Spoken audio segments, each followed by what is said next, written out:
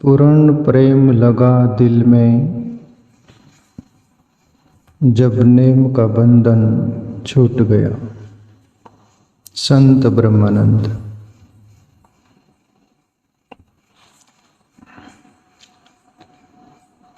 प्यारे मित्रों, जिंदगी में कभी भी पूर्ण शब्द जो होता है उसमें पूर्णता होती है, इसलिए पूर्ण शब्द लगाया जाता है। पूर्ण प्रेम फिर कोई भी क्षेत्र में हो, हम लौकिक जीवन जीते हैं इस दुनिया में, जगत में, वहाँ का भी यदि प्रेम होगा तो भी वहाँ कमी और खामी देखी नहीं जाती। कोई भी प्रकार की शिकायत फरियाद नहीं होती। वहाँ पूर्णता होती है। वैसे ही जैसे माँ अपने बच्चे के लिए कमी नहीं रहती, उसमें कमी नहीं देखती, कोई भी प्रकार का गंदगी नहीं देखती, इसलिए बच्चे की परवरिश करती, उसकी गंदगी विष्ठा साफ करती है, लीट साफ करती है, उसको नहलाती धुलाती, सबकी उसके प्रति प्रेम है। माँ का प्रेम बच्चों के प्रति होता है तो वहाँ भी कोई भी प्रकार का क्लेश नहीं रह जाता। मित्र के प्रति हो, परिवार के प्रति हो, दुनिया के जगत के प्रति हो, वृक्ष के प्रति हो, पशु पक्षी के प्रति हो, किसी के भी प्रति, सब ये होते होते परमात्मा तक पूर्ण लग जाए तो फिर ब्रह्मानंद वाली बात हम भी बोल सकेंगे। पूर्ण प्रेम लगा जब दिल में, तब नेम का बंधन छूट गया। नेम प्रारंभिक अवस्था होती है प्यारे मित्रों, कोई भी क्षेत्र में।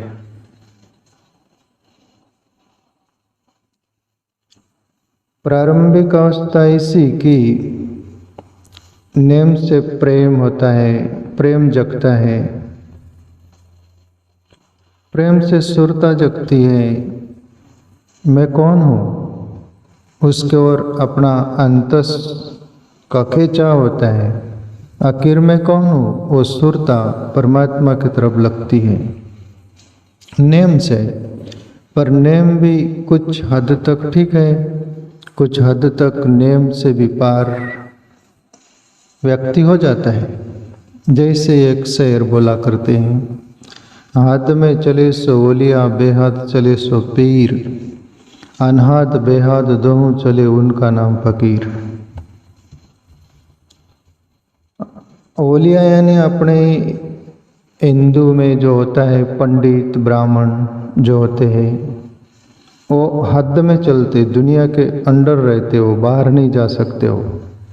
बाहर जाएंगे तो उनका भी कुछ चलेगा नहीं, यजमान प्रवृत्ति, इसलिए दुनिया के अंदर रहकर वो चलते हैं, हद में चलते हो। ओलिया मुसलमानों में ओलिया बोलते, वो भी अपने पंडित ब्राह्मणों की तरह ही होते हैं, वो भी अपना जीवन हद में जीते हैं। पर पीर शब्द गुरु के प्रति बोला गया। गुरु कभी कभी हद पार कर देता है, हद में भी रहता है, हद पार भी कर जाता है, पर उसके भी आगे जीवन जो है संत फकीरों का, मुस्लिमों में फकीर बोलते हैं, सूफी फकीर, हिंदू में संत बोलते हैं। उसके आगे जीवन उनका दोनों हो गया काम, अनहद बेअद। अनहद मतलब आंतरिक यात्रा भी उनकी हो गई, और फिर बाहर कभी कभी हद भी पार कर गए तो समृत को नहीं, दोष गोसाई जिमी रोही पावक सुरसरी की नहीं। रामायण की चौपाई है ये। समृत को नहीं दोष गोसाई जिमी रवि पावक सुरसरी की नहीं, यानी समृत व्यक्ति को वैसा ही नहीं दोष होता जैसे रवि सूर्य है। उधर आप गाली दो, कुछ भी दो, कोई फर्क नहीं पड़ेगा उसको। नदी है, उसमें कचरा कितना भी कुछ डाल दो, उसको फर्क नहीं, वो बहा ले जाएंगी। आग्नि है, उसमें कितना भी कचरा डाल दो, गंदगी डाल दो, वो जला डालेंगी। वैसे ही समर्थ पुरुष, समर्थ जो होते, वो हाथ में भी कभी कभी चलेंगे, बेहाथ भी चलेंगे, पर वह अनहद खिल गया है। अपना आंतरिक यात्रा मूलाधार से सहस्त्रसार तरफ यात्रा हो गई है। वहाँ कोई भी प्रकार का दोष नहीं, वहाँ पूर्ण नेम के बाहर जीवन हो जाता है। जैसे उदाहरण दो मैं आपको, निजामुद्दीन बाबा, दिल्ली के पास हुए निजामुद्दीन बाबा करके सूफी फकीर हुए। उनके पास एक स्त्री जाती, अपना बेटे को ले जाती, पति मर गए हैं, अकेली स्त्री है, अकेला छोटा बेटा है, तो उसका जन्मदिन था, बर्थडे। सोची कहाँ मनाएंगे, ये सूफी फकीर है, संत है, 1 रुपया की जलेबी ले लेती है और सूफी फकीर निजामुद्दीन बाबा को देंगे, वो भी कुछ खाएंगे और हम मेरे बेटे को भी देंगे, हमको भी देंगे, जन्मदिन का वो हो जाएगा उत्सव। इस भाव से गई। जिस दिन वो स्त्री गई, अपने बेटे को लेकर, निजामुद्दीन बाबा का रोजा चल रहा था। वैसे रोजे के पार तो वो चल गए थे, फिर भी एक आदत रही होगी, नेम रहा होगा तो पाल रहे होंगे, पर फिर भी उसमें बंधे हुए नहीं। देखना आप आगे। श्री बोलती बाबा को, और बाबा तो बोले, अरे बेटी मेरा तो रोजा है, आज मैं जलेबी क्या पानी भी नहीं पी सकता। तब गरीब स्त्री वो रोने लग गई कि गरीबों का भाग्य भी गरीबी होते, बाबा आपका व्रत नियम टूटे, हम नहीं चाहेंगे, वापस दे दो। तब निजामुद्दीन बाबा अनहाथ भी खुल गया था, वो हाथ पार भी कर सकते हैं। तब वो बोले कि नहीं बेटी, लाओ इधर, मेरा रोजा टूट जाए तो चलेगा, पर तेरा और तेरे बेटे का दिल न टूटे, वरना मेरा खुदा परमात्मा नाराज हो जाएगा। और वो हद पार कर गए। वो जो नेम था रोजा, उसको तोड़ दिए। वो दिल में बैठे हुए को दिल भर को देखे, वो दिल न टूट जाए।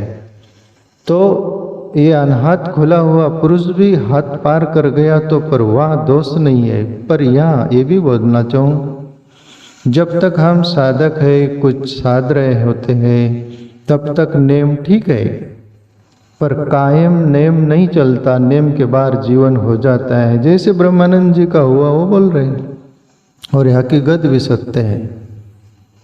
अपना अपने जीवन में भी देखते हैं, ऐसे नेम धेम किधर छूट गए, कहाँ रह गए, कोई पता है क्या? शांताराम, क्या बोले आपको, आज क्या दिन है वो पता नहीं रहता, एकादशी का पता नहीं रहता, महीना कौन सा है, साल कौन सा है, उसका भी ज़्यादा नहीं रहता, त्योहार कौन सा आ रहा है, लोग आकर मिले तब पता चलता है। कोई एकादशी वाले आते, मैं बोलता हूँ कुछ देता हूँ खाने के लिए, तो वो बोलते हमारी एकादशी, वो ऐसा है क्या? मैं आश्चर्य से बोलता हूँ, तब बोलते आप नहीं रहते। एकादशी का कई मालूम नहीं मेरे को, कोई वर्तन उपास, कोई नेम नहीं, सहज जिंदगी। भूख लगी खाना खा लेना, नींद आई सो जाना, चलना फिरना हो तो वॉकिंग करना, बस कोई ऐसा नेम नहीं दिखता। पहले ध्यान में भी बैठने का 8-8 घंटे ध्यान करने का रहता था, 4 घंटे पद्मासन पर बैठे रहना, 4 घंटे पूरा एक पैर नहीं उठाना, ऐसे भी दिन थे जीवन में। मौन रहते थे, मौन भी किधर गया क्या गया, सब चला जाता है। कहने का तात्पर्य मैं बोल रहा हूँ आपको, गीता का सूत्र है, प्रारंभ गुण सत्यागी, ऐसा करके आता है। प्रभु श्री कृष्ण बोले, अर्जुन जो भी बात का आरंभ होता है उसका एक दिन अंत जरूर होता है। तो ब्रह्मानंद जी बोल रहे, पूर्ण प्रेम लगा दिल में, तब नेम का बंधन छूट गया। कोई पंडित लोग बतावत है, समझावत है जग रीतन को, जब प्रीतम से दृढ़ प्रीत भई, सब रीत का बंधन टूट गया। ब्रह्मानंद बोल रहे कि कोई पंडित लोग जैसे वो बताते हैं कुछ, ये जग रीत, इस अंदाज में क्रियाक्रम करो, कर्मकांड करो, ऐसा नेम करो, वैसा करो, ये करो, वो करो। पर ठीक है, जो कुछ कर ही नहीं रहे उनके लिए लागू हो सकता है, पर जो ये करके छोड़ दिए, छूट गया, उनको यदि पंडित लोग बोले तो पंडित लोग भी उनको समझ नहीं पाए। कोई पंडित लोग बतावत है, समझावत है जग रीतन को, और जग रीत भी वहां नहीं रह जाती है, हाथ पार हो जाता है जीवन। जब प्रीतम से दृढ़ प्रीत भई, वो प्रीतम परमात्मा से जब दृढ़ प्रीत हो गई, पूर्ण प्रेम लग गया, फिर क्या नेम नेम के बाहर हो जाते हैं प्यारे मित्रों। पर जब तक पूर्ण प्रेम न जगे तब तक नेम का बंधन ठीक है। वैसे ही जैसे बछड़ा है, उसको अपन बोलते हो नाथ फोड़ देना, लगाम लगा देना घोड़े को। जब सिक्कट है वो किधर भी खाई में ले जा सकता है, तब तक नाथ और लगाम ठीक है। पर वो सीख गया, शाना हो गया, फिर बिना नाथ बिना लगाम का भी आपको सही ढंग से ले जाएगा वो। ऐसा जब पूर्ण प्रेम परमात्मा से हो जाए और सभी बातों से आप ऊपर उठ गए, तब आपके लिए नेम नहीं रह जाता। पर दुनिया में देखने को आता है, जो बहुत आगे निकल गए, उनको जो नेम में बंधे हुए लोग नेम में बांधना चाहते हैं, नेम में देखना चाहते हैं, नेम के अंडर, पर इम्पॉसिबल, असंभव। और कबीर वाली बात हो जाती, सहज सहज सब कुछ गया, सब चला जाता है सहज, कुछ नहीं बंधा, कहीं बंधा हुआ जीवन नहीं रह जाता।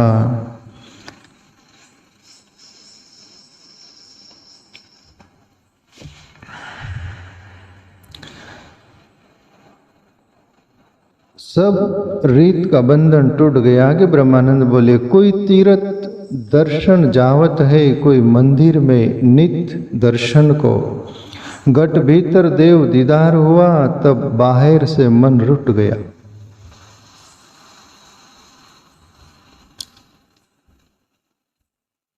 जो मैं बोल रहा हूं, कोई बोलते चलो तीर्थ यात्रा, अभी जो जहां बैठा है वो खुद तीर्थ बन गया, ये उनको पता नहीं। स्वामी राम तीर्थ,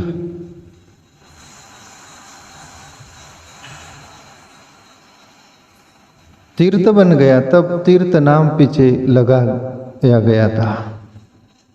और रामायण के पहले चौपैया थी ना, संत समाज जो जग जंगम तीर्थ राजू, वो ईश्वर से पूर्ण प्रीत हो गई, उस प्रीतम में पूरा डूब गया वो, फिर वो चलता फिरता तीर्थ हो जाता है वो संत।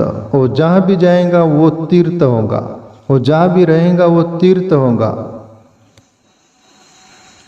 मैं बोला ना कि नदियों से गंगा, यमुना, नर्मदा आदि देव नदियाँ जो है, उनसे पूछा गया, कहते हैं आप में अनेक प्रकार के लोग आते हैं नहाने के लिए और पाप ताप धोते सब, तो आप इतने पाप कैसे संभाल लेती? आप तो बहुत पापों से भर जाती होंगी, गंदगी से। तो आपका पाप कौन धोता है फिर? सब लोग तो आप में पाप छोड़ जाते, फिर आपका पाप कौन धोता है? तब देव नदियों ने बोला कि हमारा पाप ताप संत धोते। वो आते कभी तीर्थों में, उनके चरण स्पर्शों से वो हम में नाते, तो हमारे ये दुनिया पाप ताप छोड़ गए, वो सब साफ सुथरे हो जाते हैं। तीर्थ भी कोई संतों से आशा करते हैं, बाकी मैं उन संतों की बात कर रहा हूं जो ईश्वर को अनुभव कर लिया, सत्य में प्रवेश कर गया, जिसका पूर्ण प्रेम लग गया, उसकी बात है प्यारे मित्रों। वो स्वयं तीर्थ हो जाता है। कोई तीर्थ दर्शन जावत है, कोई मंदिर में नित दर्शन को घट भीतर देव दीदार हुआ, तब बाहिर से मन रूठ गया। घट में ही परमात्मा का अनुभव हो गया तो फिर बाहिर से मन रूठ गया। जो मन बहिर्मुख था, बाहर खोजता था, परमात्मा यहाँ है, परमात्मा वहाँ है, परमात्मा तीर्थों में, परमात्मा मंदिर में, परमात्मा अमुक जगह है, खोजा सकल जहाँ पे तो पाया तेरा पता नहीं है। परमात्मा पता मिला है तेरा, तो अब मेरा पता नहीं। एक सूफी फकीर को मैं पढ़ा था, बाईजीत को। मैं पहले भी कभी बोलते रहता हूँ संदर्भ में, पर कभी कभी बोलना पड़ता है जहाँ बोलना चाहिए वहाँ। ब्रह्मानंद जो बोल रहे उसको हम समझ पाए, इसलिए मैं लेना चाह रहा हूँ सूफी फकीर बाईजीत को। सूफी फकीर बाईजीत जब से उनको समझ हुई थी तब से नमाज पढ़ते थे, तो बुजुर्ग हो गए थे बूढ़े, तब तक 5 नमाज प्रतिदिन पढ़ते थे। और कहती कि एक दिन वो मस्जिद में नहीं गए, नहीं जा पाए, और दुनिया सभी जानती थी उनको कि बाईजीत कभी नमाज चुका नहीं कोई भी परिस्थिति में। और आज क्या हो गया, आया नहीं, शायद मर गया या तो बहुत बीमार हो गया, कुछ न कुछ आन होनी घटना हुई है। और मस्जिद से सब उनकी बरादरी बाईजीत का कुटिया होगा, घर होगा, जहाँ भी रहते होंगे वहाँ पहुँचती है। और बाईजीत एक लीम के नीचे पेड़ होगा, उनके कुटिया घर जो भी होगा वहाँ, उसके नीचे आग बंद कर मस्त मौलाना होकर परमात्मा में, अल्लाह में डूबा हुआ है। तेज है चेहरे पर, प्रसन्नता है। आज जैसे निर्भर होकर जिंदगी निश्चिंत हो गई। आप न कुछ पाना न कुछ खोना, सब दौड़ धूप मिट गई। और लोग आकर देखते, लोग अपने ही चश्मे से देखते, अपने ही अंदर अंतकरण से नापते। और बाईजीत को हिलाया कंधा पकड़ के, बाईजीत बुढ़ापे में सटिया गए क्या, पागल हो गए? नमाज बचपन से आप 5 पढ़ते रहे और अभी नमाज छोड़ दी, क्या हो गया बाईजीत? बाईजीत आंखें खोले। वो आंखें भी उस लोक की गवाही दे रही थी, पर लोगों को कहाँ दिखता है। बाईजीत बोले क्या हुआ, मस्जिद में नमाज पढ़ने नहीं आए आप आज, क्या हो गया, पागल हो गए? बोले पागल नहीं हो गया, तुम बोल रहे पागल, ठीक है, पागल का भी अर्थ बाईजीत बोले, गुरु नानक वाली बात, मैंने वो गल पा लिया है जो तुमने नहीं पाया। पागल, वो गल पाया है मैंने, जो आज तक वो गल को मैं खोज रहा था मस्जिद में, वो मेरे अंदर ही मिला। इसलिए तुम भी बोल रहे पागल, ठीक है, मैं वो गल पा लिया, शाश्वत गल पा लिया। वो अल्लाह बोलो, परमात्मा बोले, मेरे अंदर से ही प्रगटा। अब मस्जिद में मैं नहीं आ सकता, इतनी दूर नहीं आ सकता।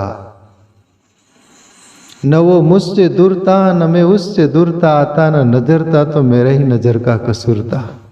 दिले तस्वीरें है यार, जबकि गर्दन झुका ली, दीदार कर लिया। जाओ, मुबारक तुमको, मस्जिद में नमाज पढ़ो। मेरी नमाज आज अल्लाह ने पूरी कर दी, परमात्मा ने पूरी कर दी। मेरा पिया मेरे हिये बसत है, ना को जाती न आती, औरों के पिया परदेश बसत है, लिख लिख बेचत पाती। मीरा बोलती है औरों के पिया परदेश बसत है। मीरा को भी जब अनुभव हुआ उस पिया का अपने अंदर, तब बोली कि कोई प्रीतम, उसका पति कहीं बाहर रहता है तो उसकी पत्नी हो, उसकी प्रेसी हो, वो पाती लिखती है, कब आओगे इतनी दूर, औरों के पिया परदेश बसत है, लिख लिख बेचत पाती, मेरा पिया मेरे हिय बसत है, ना कहूँ जाती न कहीं आती। मेरा पिया तो मेरे अंदर ही बसता है मिला। तो ब्रह्मानंद बोल रहे, कोई तीर्थ दर्शन जावत है, कोई मंदिर में नित दर्शन को, घट भीतर देव दीदार हुआ, तब बाहर से मन रुट गया। बस अंदर ही घटना घट गई। गुरु नानक बोले, बाहर भीतर एक ही जानियो, ये गुरु ज्ञान बताई, जन नानक बिन आपा चीने, मिठे न भरम की खाई, कायर बन खोजन जाई। गुरु नानक बोले, सदगुरु का ज्ञान तभी मानना जब तुमको अंदर भी दीदार हो गए उसका, और बाहर भी। आँख खोलो तो बाहर वही दिखे, आँख बंद करो तो अंदर भी वही दिखे। बाहर भीतर एक ही जानो, ये गुरु ज्ञान बताई, जन नानक बिन आपा चीने, मिठे न भरम की खाई।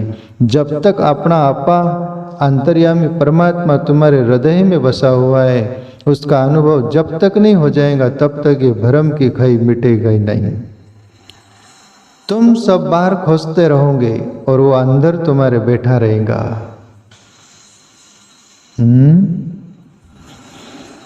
गुरु ब्रह्मानंद जी और आगे बोलते हैं, कोई जीव कहे, कोई ईश कहे, कोई गावत ब्रह्म निरंजन को, जब अंदर बाहर एक हुआ, सब द्वैत का पर्दा फूट गया। पूर्ण प्रेम लगा दिल में, जब नेम का बंधन टूट गया। कोई वो ईश्वर को बार प्रभु श्री राम है, कृष्ण है, कोई बोलने वाले बोलते वो भी अपने तरह ही मनुष्य थे, साधारण जीव थे, इस अंदाज में भी बोलने वाले हैं। कोई बोलते वो ईश्वर थे, कोई बोलते कि अरे ये छोड़ो इनकी बातें, वो निरंजन अपने अंदर ही बैठा है, उसको भजो। ब्रह्मानंद जी बोल रहे, कोई जीव कहे, कोई ईश कहे, कोई कहावत ब्रह्म निरंजन को, जब अंदर बाहर एक हुआ, सब द्वैत का पर्दा फूट गया। और मैंने अंदर भी जान लिया उसको, तो वो बाहर भी देखा, फिर ये भ्रम का भंडा जो था वो फूट गया।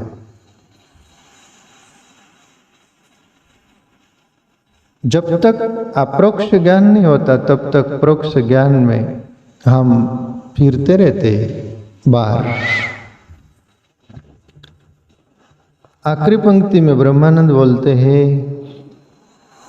सोई एक अनेक स्वरूप बना, परिपूर्ण है जल में थल में, ब्रह्मानंद करी गुरुदेव दया, भवसागर का भय उठ गया। प्यारे मित्रों, वही ब्रह्म परमात्मा, रामायण की चौपाई आती है ना, भरद्वाज और याज्ञवल्क्य के बीच चर्चा होती है। भरद्वाज याज्ञवल्क्य से प्रश्न करते हैं कि प्रभु, भ्रम मुझे पैदा हो गया कि आखिर राम है कौन। एक राम दशरथ का बेटा, एक राम घटघट में बेटा, एक राम सकल जग पसारा, एक राम सबसे न्यारा, आखिर में कौन से राम को भजूं? बताओ, एक को सुनिश्चित करो। आप में कौन सा राम सच्चा है? ये चार प्रकार के राम बोलती है श्रुति में, भ्रम में पड़ गया। याज्ञवल्क्य तो फिर समस्या का समाधान करते, सोई राम दशरथ का बेटा, सोई राम घटघट में बेटा, सोई राम का सकल जग पसारा, सोई राम सबसे न्यारा। वही, यानी सोई का अर्थ वही होता है, वही एक ही राम है। बोले राम दो नहीं है।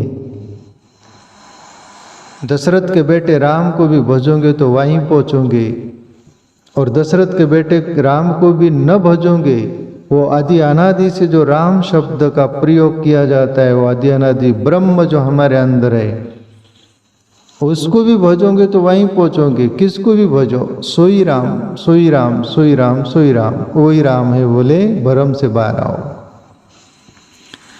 तो ब्रह्मानंद बोले, सोई एक अनेक स्वरूप बना, परिपूर्ण है जल थल में, और जल में भी, थल में भी, नभ में भी, भवसागर का भय उठ गया, और ये जगत रूपी भवसागर से मैं पार हो गया। आप न पाना न खोना, मेरी यात्रा पूर्ण हुई।